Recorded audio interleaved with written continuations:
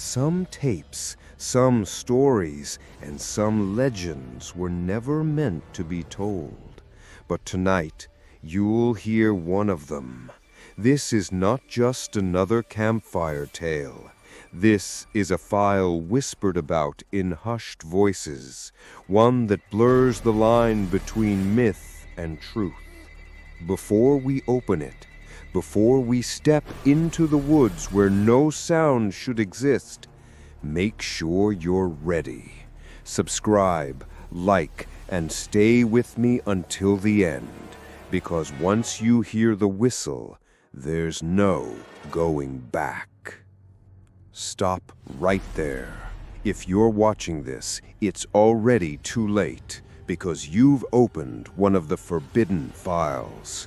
This story isn't just creepy, it's dangerous. People who listened until the end say they heard the whistle in their own homes. If you're brave enough to keep going, hit subscribe right now and smash like, because once we begin, there's no turning back. The legend. Every town has its forbidden place. For Black Hollow, that place was the Blackwood Forest, a dark stretch of land where trees grew impossibly tall and close, their branches knotting together to block out the sky. Even in broad daylight, the woods seemed cloaked in twilight. Locals avoided it.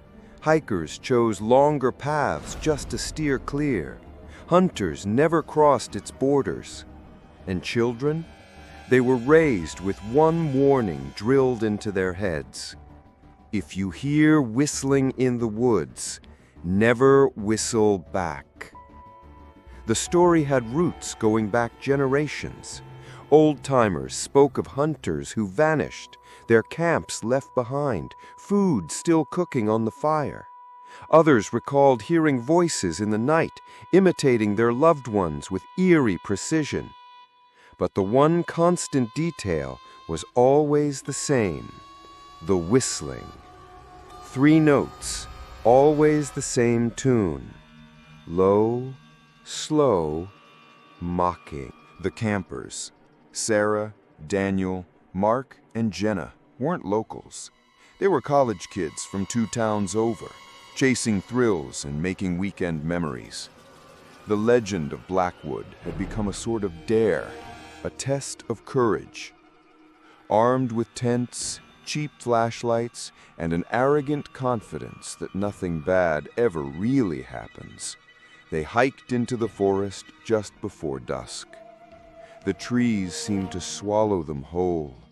Their laughter, their footsteps, even the sound of their gear, all of it was muffled, as if the forest itself was absorbing the noise. "Creepy," Jenna muttered, hugging her backpack closer. Daniel smirked. "It's just trees. Nothing scary about trees." But even as he said it, his eyes flicked nervously to the shadows gathering between the trunks. The first night. The fire crackled, their voices bounced around the clearing, and for a while the fear was forgotten. They roasted marshmallows, told ghost stories, and teased Sarah when she admitted she was a little on edge. Then, as the flames died low and the night grew still, it came. A whistle. 3 notes, perfectly clear, carried on the still air. Ooh, wee, weest. It didn't sound close, not at first, just far enough to wonder if they imagined it. Mark snorted. "Probably some old guy walking his dog." "At midnight? In the middle of the woods?" Jenna shot back. The whistle came again, same tune, same distance. Sarah, trying to mask her nerves, cupped her hands to her mouth and whistled back. The forest fell silent. Every cricket, every rustle, every distant owl, gone. Then, from behind them, the same tune whistled back, closer. From the left, Closer still, from the right, right at the edge of the firelight. They were surrounded. The silence. The four of them froze. The fire popped, sparks leaping, but none of them moved. "Is it people?" Sarah whispered. But Daniel shook his head slowly. "No, that's too fast. Nobody can move like that." The whistling stopped. The silence pressed down heavy. It felt wrong, unnatural, the kind of silence that makes your ears ring. Then came the voice. Mark had shouted earlier, "Who's out there? Cut it out!" Now the forest repeated it back, word for word, in Mark's exact voice. "Who's out there? Cut it out!" The second night. They should have left. They should have packed their gear and sprinted through the trees. But fear froze them, and in their panic they convinced themselves that morning would bring safety. So they stayed. That night the whistling returned, softer this time, almost playful. Jenna swore she saw a figure between the trees, tall, too tall, with its limbs bent wrong. She blinked, and it was gone. Daniel gripped a pocket knife, his knuckles white. Mark tried to act tough, muttering that it was just some kids messing with them. But when Sarah peeked outside her tent, she saw footprints in the dirt. Too many, circling their campsite, and all of them barefoot. The vanishing. The last thing Sarah remembered clearly was the laughter. It started low, broken, like something learning how to laugh by mimicking people. Then it grew louder, multiplied, overlapping until the entire forest echoed with that warped, twisted sound. Jenna screamed, Mark shouted, Daniel ran for the fire. And then, nothing.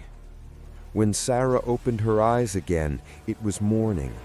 The fire was ashes, the tents were shredded, and her friends were gone.